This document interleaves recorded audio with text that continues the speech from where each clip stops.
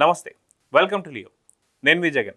నిన్న YS Jaganmohan Reddy Parakamani case గురించి మాట్లాడుతూ ఓన్లీ 9 నోట్లు మాత్రమే, ఆ 9 నోట్లు కూడా 72,000 మాత్రమే, ఈ $9 ఏవైతే ఉన్నాయో వీటి దొంగతనం గురించి, ఇంత చిన్న చోరీ గురించి ఎందుకింత రాద్ధాంతం చేస్తున్నారు అని చెప్పేసి పోలీసులు వాళ్ళ స్ట్రిక్ట్ అంటే వాళ్ళ యొక్క పోలీసులు దీనిపైన కేసు పెట్టిన దాని గురించి వైఎస్ జగన్మోహన్ రెడ్డి ఒక దొంగని వెనకేసుకొని వస్తున్నారు. ఇది చాలా క్లారిటీగా అర్థమవుతుంది. వాస్తవానికి న్యాయబద్ధంగా మాట్లాడాలంటే రూపాయి దొంగతనం చేసినా సరే తగిన శిక్ష పడాలని చెప్పి కోరుకుంటారు ఎవరన్నా. కానీ వైఎస్ జగన్మోహన్ రెడ్డి గారు ఆయన 9 నోట్లే కదా, ఆ $9 ఏవైతే ఉంటాయో ఓన్లీ అది 72,000 అన్నారు. వాస్తవానికి అది ఒక 800 రూపాయలు అవుతుంది. కానీ ఆయన ఏ లెక్కల్లో అన్నాడు, అసలుకి ఏ కరెన్సీ అనేది అంత కాస్ట్ ఉంటుంది అనేది అర్థం కాని పరిస్థితి. అయితే ఇదంతా పక్కన పెడితే వైఎస్ జగన్మోహన్ రెడ్డి గారి యొక్క తత్వం ఎలా ఉంటుందని చెప్పేసి, గతంలో వైఎస్ జగన్మోహన్ రెడ్డి గారి దగ్గర పనిచేసినటువంటి కొంతమంది నేతలు, చాలా సీనియర్ నేతలు కూడా వాళ్ళు జగన్మోహన్ రెడ్డి గారి యొక్క వైఖరిని బయటపెట్టారు. అదేంటి అంటే, ఒకవేళ జగన్మోహన్ రెడ్డి గారికి ఇష్టమైన వ్యక్తి లేదా కావాల్సిన వ్యక్తి లేదా తను కేసుల్లో ఇరుక్కుంటాడేమో అనేటువంటి అనుమానాలు కానీ, లేదా దీన్ని ఏదైనా తప్పుదో పట్టించాలి అనేటువంటి ఒక ఆలోచన వస్తే ఒక మనిషిని వెళ్ళి పొడిచేసి హతమారిస్తే ఒకటే కదా మర్డర్ చేసింది, దాన్ని ఏం చూస్తారండి, 10 మర్డర్లు అయినప్పుడు చూద్దాంలే అని వెనకేసుకొని వచ్చి వాళ్ళని కాపాడుకునే ప్రయత్నాలు చేస్తారు. ఎందుకంటే ఒకవేళ వీళ్ళు దొరికితే తర్వాత ఆ స్క్రిప్ట్కి వెనకున్నది ఖచ్చితంగా జగన్మోహన్ రెడ్డి గారు కాబట్టి వాళ్ళని కాపాడుకునే ప్రయత్నాలు చేస్తారన్నట్టు. అదేవిధంగా పరకామణి కేసు ప్రపంచవ్యాప్తంగా స్వామివారి హుండీలోంచి దొంగిలించాడన్న దాని మీద కొన్ని 100 కోట్లు దొంగిలించాడని చెప్పేసి ఆధారాలు బయటపడి ఆ యొక్క వ్యక్తి దగ్గర నుంచి దాదాపు 14 కోట్లు స్వామివారి హుండీలో రాపిచ్చి ఏదైతే గిఫ్ట్ డీడ్ చేశారో, వాస్తవానికి అది మార్కెట్ వాల్యూ ప్రకారం 14 కోట్లు కాదు 40 కోట్లు అని చెప్పి మాట్లాడుతున్నారు. అయితే 9 కాగితాల కోసం నిజంగా 40 కోట్లు ఎందుకు వెచ్చిస్తాడు రవికుమార్ అనే దానికి వైఎస్ జగన్మోహన్ రెడ్డి గారు ఎక్కడ కూడా దానికి వివరణ ఇవ్వలేదు. ఇది తీసి పక్కన పెడితే వాస్తవానికి స్వామివారి హుండీలో రాయించిన దాని గురించి ఎవరు మాట్లాడడంలా. స్వామివారికి సంబంధించి తను పశ్చాత్తాపడ్డా లేదా మీరే బెదిరించేసి ఉన్న వాటిల్లో ఎంతో కొంత స్వామివారు రాసిచ్చేసి మిగతాది మీరు ఖాతాలు వేసుకున్నారా అనేది ఇప్పుడు తేలాల్సిన విషయం. వాస్తవానికి పోలీస్ అధికారులు అప్పట్లో ఉన్న వాళ్ళు ఎవరైతే ఉంటారో వాళ్ళకు కూడా దాదాపు ఒక 10 నుంచి 15 కోట్ల దాకా వెళ్ళింది అనేది కొంత వివరాలు అయితే వస్తున్నాయి. అదే కాకుండా జగన్మోహన్ రెడ్డి గారు ఎందుకు ఈ పరకామణి కేసు గురించి ఇప్పుడు మాట్లాడుతున్నాడు అంటే, ఖచ్చితంగా రేపో మాపో అటు భూమన కరుణాకర్ రెడ్డి కావచ్చు, మిగతా వారందరూ కూడా అరెస్ట్ అయ్యే అవకాశాలు ఉన్నారు. ఎందుకు అంటే దీంట్లో వైసీపీ ఒక సీనియర్ నేత అవును తప్పు జరిగింది, దానికి తగ్గ శిక్ష పడాలని చెప్పేసి వైవి సుబ్బారెడ్డి గారు అంటే జగన్మోహన్ రెడ్డి గారికి స్వయానా బాబాయే చెప్పాడు. కావస్తే ఒకసారి చూడండి. స్వామివారికి పరకామణి విషయంలో జరిగింది, ఇది చాలా ఘోరం. ఇట్లా దొంగతనం జరగటం, దీనిపై సమగ్రంగా విచారణ జరిపి ఎవరైతే బాధ్యులో ఎవరు దోషులో వాళ్ళు నిర్ధారణ చేసి వాళ్ళు పట్టుకొని కోర్టు ద్వారా వాళ్ళకి సమగ్రంగా ఏ విధంగా అయితే జరగాలో ఆ విధంగా జరిగే విధంగా మీరు అన్ని చర్యలు తీసుకోండి, మీకు అన్ని విధాలా సహకరిస్తామని చెప్పడం.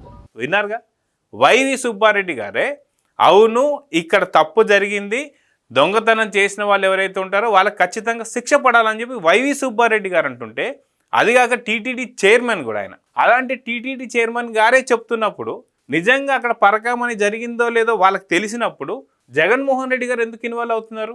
ఓన్లీ 9 కాగితాలు ఎందుకని మాట్లాడుతున్నారంటే, ఈ యొక్క ప్రపంచవ్యాప్తంగా డిస్కస్ చేస్తున్నటువంటి ఈ టాపిక్ని చిన్నదిగా చేసేయాలి, 9 కాగితాలలో దాన్ని పక్కన పెట్టాలని చెప్పి.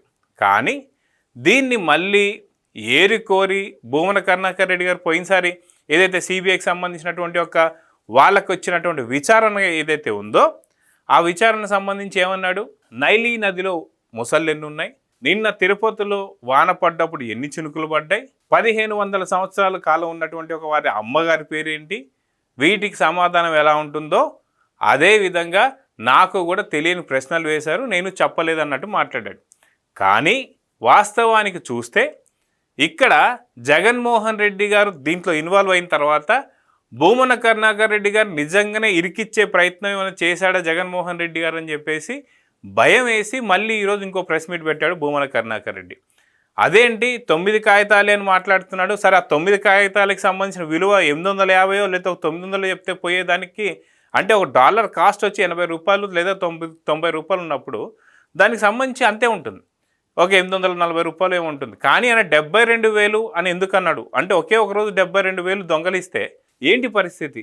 ఆయన అసలు చెప్పిన దానికి ఎటువంటి పొంతన లేదు. దీని మీద మళ్ళీ విచారణ ఏమైనా చేస్తారా?